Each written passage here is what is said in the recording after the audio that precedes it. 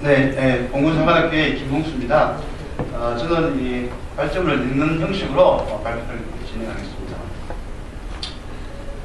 19세기 후반부터 동양삼국이 서양일반과 균일하게 조화한 것은 시차는 있었지만 공통된 현상이었다. 청과 일본은 서양에 불복하여 개방의 길로 들어서고 조선은 명인양요와 심의양요의 소전쟁에서 승리한 결과 역설적이게도 일본에 의해서 먼저 개방되고 이어 1880년대 서양일반과 조약을 체결하여 이른바 만국공법체제에 편입되었다. 청이나 일본과 달리 조선이 일본에 의해 개방된 사정은 조선과 일본의 300여 년에 걸친 교린관계의 역사적 전통을 무시하고는 이해하기 어렵다. 왕정복구로 들어선 메이지 신정부가 한일관계의 근대적 개편을 적극적으로 추구한 의도는 안보상의 문제, 서양과의 관계 등도 고려됐지만 이웃나라인 조선의 메이지 신정권에 대한 외교적 승인이라는 정치적 고려가 1차적 목적이었다. 반면 조선은 메이지 신정부가 왕정복구로 황책을 징하는 것에 의구심을 가졌고 급격한 서양화를 추구한 메이지 신정권의 정치적 안정성에 의문을 가져 메이지 신정권과의 수교에 적극적으로 임하지 않았다. 그 배후에는 대마도를 통해 일본과의 실질적인 교류, 예를 들어서 무기교육 등이 가능하다는 현실적 이유와 만국공법의 세계관과 달리 국가 간의 신의를 중시하는 이해의 세계관이 자리하고 있었다. 메이지 신정부도 처음부터 만국공법적 외교 원리를 조선에 적용하려 한 것은 아니었다. 대마도를 외교로 한 교린 전통을 인정하여 대마도의 조선과의 외교권을 가역으로 인정해줬다. 대마도는 1872년 조선과의 외교권을 뺏길 때까지 의젓한 외교 행위자의 하나였다. 따라서 이 시기까지 대마도의 외교 문서를 정리하지 않고서는 한일 관계의 복원조차 불가능하다고 하겠습니다. 이 시기는 메이지 신정부, 조선정부, 대마도 3자가 교린체제의 역사적 전통 위에 새로운 한일 관계를 만들어가는 시기였다. 결과적으로 교린체제의 근대적 개편은 문호 사건에 이은 문항과 병력을 동반한 강화도 담판 내외에 반강제적으로 이루어졌다. 이는 메이지 신정부 등장 이후 1876년의 조일수호 조유, 즉 강화도 조약의 체결에 이르는 8년 동안 수차례 시도된 근대 한일 관계의 평화적 이행의 가능성을 앗아갔으며 불행한 근대 한일 관계의 신호탄이 되었다. 이 시기의 외교문서 정리는 불행한 근대 한일 관계의 역사적 원인 규명과 직결되어 있다. 따라서 철저하게 사실에 입각해서 가능한 한 모든 관련 문서를 검토해야만 양국이 공감할 수 있는 공통 분모를 찾을 수 있고 이것이 이제 한일 신시대를 만들어 나갈 수 있는 역사적 자산을 제공할 수 있다고 봅니다. 그 다음부터는 이제 이번 올해 작업에 주로 참여했던 문서들의 개락하고 주요 문서를 소개하는 그런 것입니다. 그래서 조선 문서하고 일본 문서, 대마도 문서를 대략적으로 정리를 하면서 이것도 마찬가지로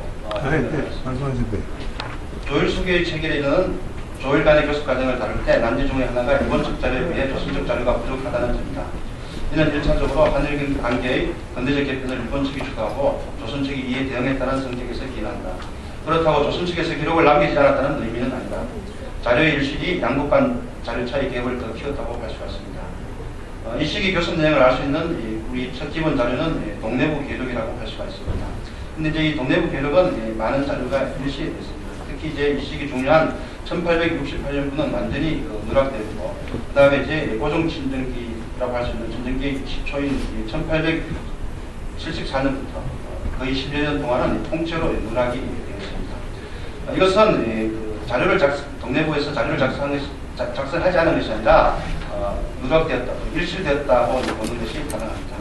왜냐하면 이제 다른 용어 활력 등의 자료에 동내부에서 장기를 올린 것들이 이제 실력이 있습니다.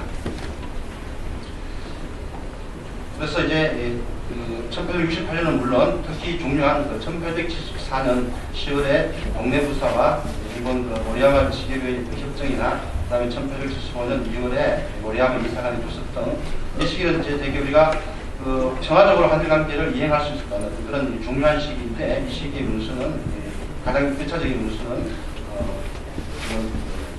찾을 수 없다고 볼 수가 있습니다. 그래서 그렇지만 이제 우리는 옛날부터 이제 기록을 중시하는 역사적 전통에 따라서 밀성능이나 성정은 여기서 이제 통시대적으로 정리가 잘 되어 있습니다. 그러니까 아주 자세한 것은 아닙니다만 그러나 대체적인 이제 흐름을 알 수는 있습니다. 저기 아닌가 복잡하냐.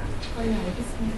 강화도 교습이 진행되면서 이제 사정이 자료 정리가 복사하러 갔어요. 이번 편찬 작업의 가장 중요한 성과의 하나는 시맹일기의 발굴이라 하겠습니다. 이 책은 신원이 접견대학원으로 유명되는 1876년 1월 5일부터 강화도 조약 체결 이후 입시하여 고전과 대담한 연설을 기록한 2월 6일까지 강화도 조약 간판의 전 과정을 일기 형식으로 기록한 것입니다. 시맹일기는 상하 두 책으로 나뉘어져 있으며 학은 지금까지 이제 학은은 산일된 것으로 알려져 있습니다. 그래서 이 시기 연구의 유명한 학자인 나화 씨는 이 책의 요점에 대해서 유감을 표하기도 했습니다. 현재 시맹일기 상근은 고려대 도서관 한정실에 소장되어 있고 학은은 국립중앙도서관에 소장되어 있습니다. 고려대 소장의 상근은 조선사 편수의 원부지에 필사된 사본으로 편수에 유연했던 신석호가 1981년 고려대에 기증한 것입니다. 그리고 이제 국립중앙도서관 소장의 하부는 원부입니다. 시맹일기는 공식적인 교섭 과정은 물론 마포의 이야기까지 기록하고 있어 매우 흥미로운 자료라고 할 수 있습니다.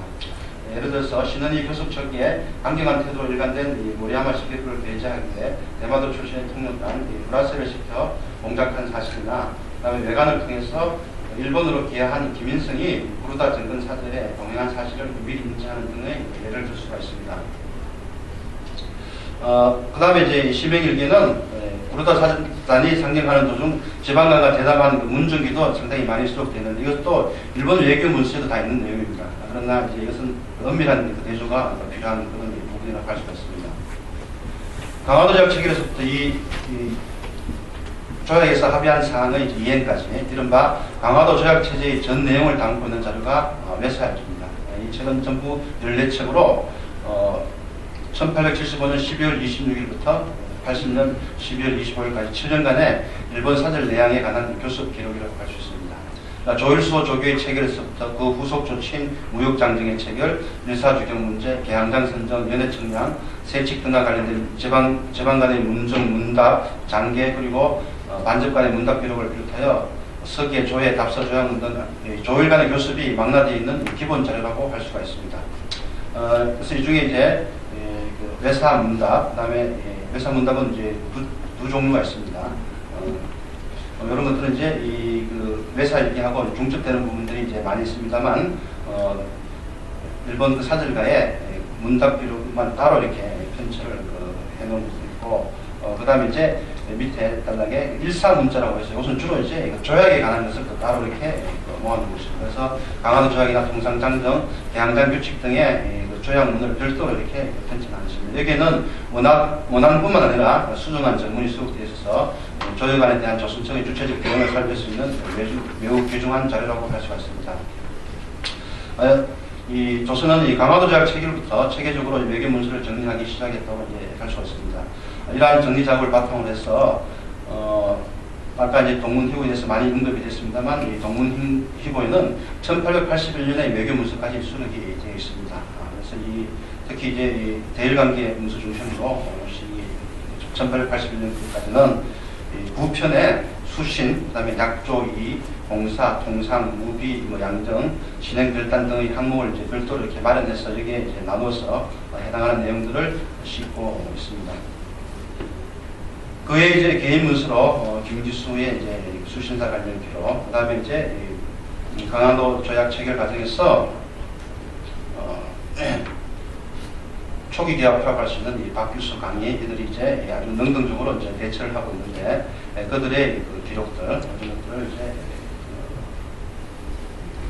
참고를 했습니다. 위에 이제 이런 것들뿐만 아니라 좀 덧붙이자면 이들의 어떤 그 적극적인 활동 이런 것들은 영국 외교 문서에도 언급이 되어 있습니다. 다음 일본 문서에 대해서 말씀드리겠습니다. 일본은 이제